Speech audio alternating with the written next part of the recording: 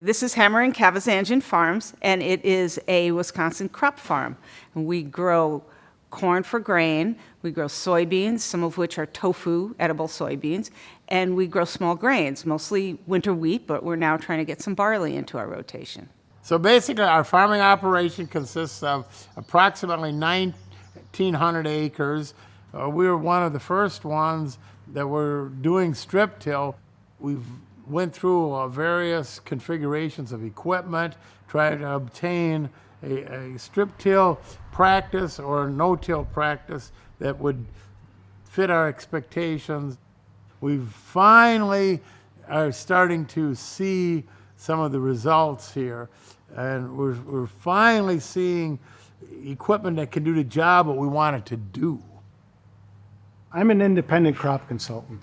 I've been working with them for many crop seasons, and I'm the eyes in the field for the most part. And prior to putting in the prairie strips, Charlie and Nancy have been participating in the CSP program since its inception. And one of the practices that they've incorporated has been the pollinator habitat. And I believe there's somewhere around 15 or 16 acres of pollinator habitat scattered throughout the farm on various knobs and corners and things like that. We have tried prairie before. We're not pros at it by any means, but we started growing some pollinator habitat 5 years ago. And we did it because we have areas of our field that aren't very productive. So we have a mix of flowers and grasses that are perennials. I think we're in our 5th year now. The first year we did it, it looked terrible. And we thought, oh, what do we get ourselves into? But by the 3rd year, when we saw a field of yellow flowers, we were both so excited taking pictures and, just so excited how beautiful it is. That kind of opened the door for us to segue into prairie strips and get into this whole idea of using the prairie itself as a conservation practice, specifically for soil conservation in this case.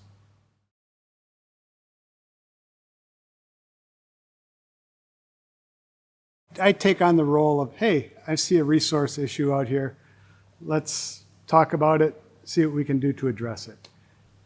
We had both sheet and some rill erosion, and occasionally we got into some early gullies. And we've been talking about for probably a decade now, what can we do? How are we going to address it? We're doing no-till or strip till on this farm, and we still have the problem. Perennial vegetation would be a best practice that we could look at. And I give Bill credit. He walks and knows our farms quite well. And so with his ability to kind of consult and say, if we're going to move forward, we had to come up with some strategies. And this looked like the best option out here. What kind of pushed it into the forefront more is we had some pretty high rainfall years back in 2013, 14, and our headlands really had some serious erosion on them, where we were going up and down the slope on the property line. I welcomed the obstacle myself. One of the practices I was looking to incorporate on that specific site was contour planting. And that has been a tough nut to crack, and it's not unusual, with 24-row, 60-foot planting equipment, contour planting gets to be a challenge. We've had a couple of things come together on the farm. We've updated planting equipment, so we have individual row-by-row population and shut-off control. Also did some updates on the sprayer, so we have nozzle-by-nozzle control for shutoffs. And now we're starting to put some pieces of the puzzle together that have been a real challenge for contouring and point rows and all those types of issues. What we did in terms of layout, we have 2 individual contours addressing different slopes in the field, 2 connected drumlins, and they're 60 feet wide, following the contour pretty closely. They're just wrapping. We have approximately 4 or 5 acres in one strip and a couple acres in the other. And the process was the simple flagging, taking a tape, measuring out, old school style of laying out a contour. We worked with NRCS, and they came out, laid out the contour lines, and we adjusted them a little bit so we could handle the radiuses that were laid out with the planting equipment.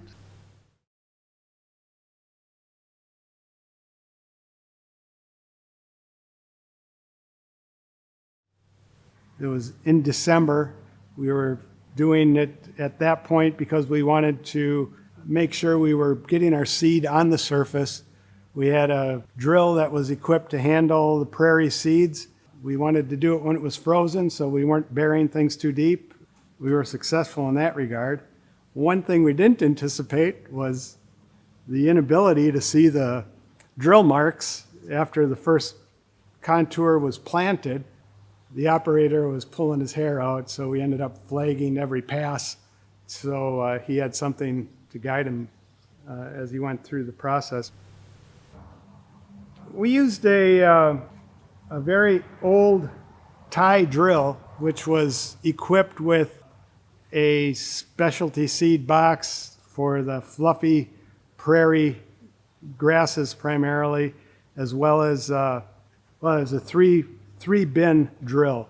The prairie seed bin, conventional fluted small grain bin, and then we had the small seed hopper, which is typically used for alfalfa seeding and things like that. We had to do some modifications on the drill itself to get the right gearing and ratios to get the rates we were after, but spent a day in the shop getting everything calibrated and ready to go, and then hit the field.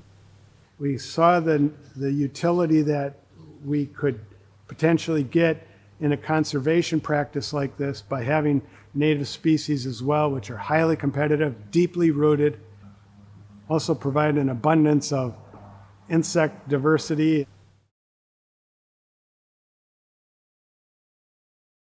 Going forward, we will have our guidance paths and things like that incorporated into that prairie strip planting so that we know we will be turning off the planting and application equipment as we cross the prairie strip itself. Some of it will be exclusion, some of it will simply be turning off the equipment and driving through. It'll be a combination of different operations. But so far, so good on our first pass of going through with any pesticides this year. We were also able to utilize that same process when we were fertilizing this year as well. As we go forward, we'll just refine it and get better at it. And hopefully, this will be the groundwork that we'll utilize for incorporating more contour planting and things like that, contour operations on the farm going forward. So there's been a lot of advances with technology that makes this job, it's going to be easier.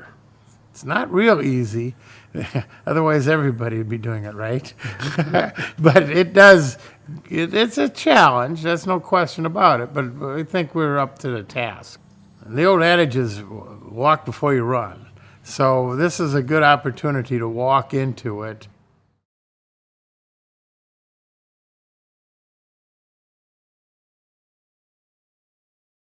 Oh, we probably have farmer neighbors that think we're a little crazy sometimes, but we talk to all those farmers. We've had them here for field days.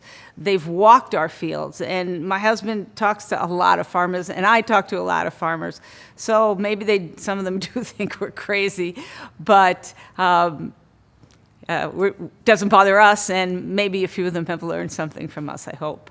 Well, I think the interaction with somebody that's done it or working with it is probably the biggest assistance that can happen here. Just look at the group that we got.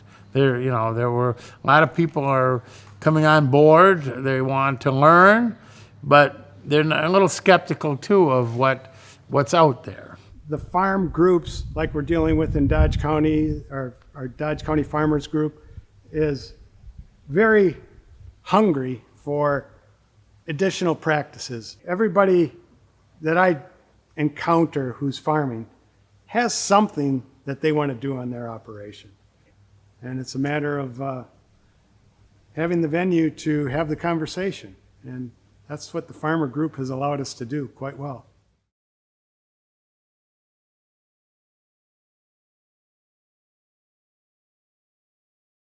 Most people don't probably have the ability to lean on, like Bill, to ask advice or to come up with some ideas. If I didn't have the ability to lean on Bill on a few things, there's no place to go, really. The utility of this practice in terms of its effect on a small watershed within this field, for example, the science behind it for phosphorus and sediment reduction is solid. You know, I look at the data set that's been generated out of Iowa State, and there's some good numbers there, good science.